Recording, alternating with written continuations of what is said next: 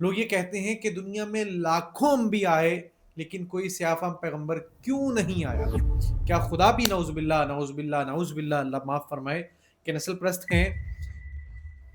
السلام علیکم ورحمۃ اللہ وبرکاتہ۔ امید ہے آپ بخیریت ہوں گے۔ اللہ جل شانہ کی ذات عالی سے دعا ہے کہ میرا رب کریم ہم سب کے ایمان کی حفاظت فرمائیں۔ سوشل میڈیا پر کچھ عقل کے اندھے میرے رب کی ذات عالی پر بھی اعتراض کرنے پہ تل چکے ہیں۔ کیا ڈٹائی کی علامت ہے؟ کیا عقل کے اندھا ہونے کا ثبوت ہے کہ یہ ذرا آپ کی سکرین پہ ایک پوسٹ اس وقت شو ہو رہی ہے کہ نسل پرست اللہ جل شانہ کی ذات عالی کو بھی کہا جا رہا ہے، معاذ اللہ۔ لیکن تاریخ، منطق اور اسلامی الہیات کی روشنی میں یہ مکمل طور پر بے بنیاد ہے۔ اس لیے آج کی اس ویڈیو میں ہم اس کا علمی جائزہ کریں گے۔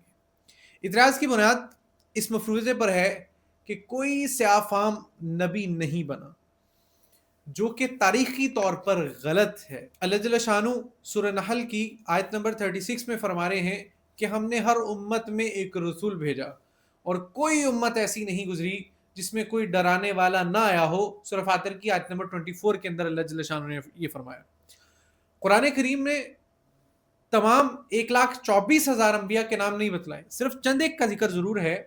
امریکہ میں، افریقہ میں، دنیا کے دیگر خطوں میں جہاں سیاہ فام قومیں آباد ہیں، اللہ جل شانہ نے انہی میں سے انبیاء مبعوث کیے۔ یہ دعویٰ کرنا کہ وہاں کوئی نبی نہیں آیا محض ایک عدم علم، یعنی اگر مجھے معلوم نہیں تو اس کا کوئی وجود نہیں، تو پاگل پن نہیں ہے تو اور کیا کہ جب بھائی میں نہیں جانتا تو اس کا مطلب ہے وہاں نہیں ہے؟ ایسا نہیں ہے۔ اب اسلامی تاریخ کو اٹھا کر کے دیکھ لیے، مفسرین کے مطابق مکہ مکرمہ کی دھرتی سے باہر کے بھی 2 جلیل القدر لوگوں کا ذکر قرآن کریم میں عزت کے ساتھ کیا گیا۔ حضرت لقمان علیہ السلام بہت بڑے جلیل القدر نبی گزرے ہیں۔ مفسرین میں جیسے کہ سیدنا ابن عباس رضی اللہ عنہ جیسے بڑے مفسر جو ہیں وہ کہہ رہے ہیں کہ حضرت لقمان علیہ السلام حبشی تھے، یعنی نوبی نسل سے تھے اور ایک سیاہ فام دانا تھے۔ قرآن میں ان کے نام پر پوری سورت موجود ہے اور ان کی حکمت کو خدا نے رہتی دنیا تک امر کر دیا۔ کئی اہل علم انہیں نبی بھی تسلیم کرتے ہیں۔ حضرت ذوالکفل علیہ السلام بعض محققین کے مطابق ان کا تعلق بھی افریقی خطے سے تھا۔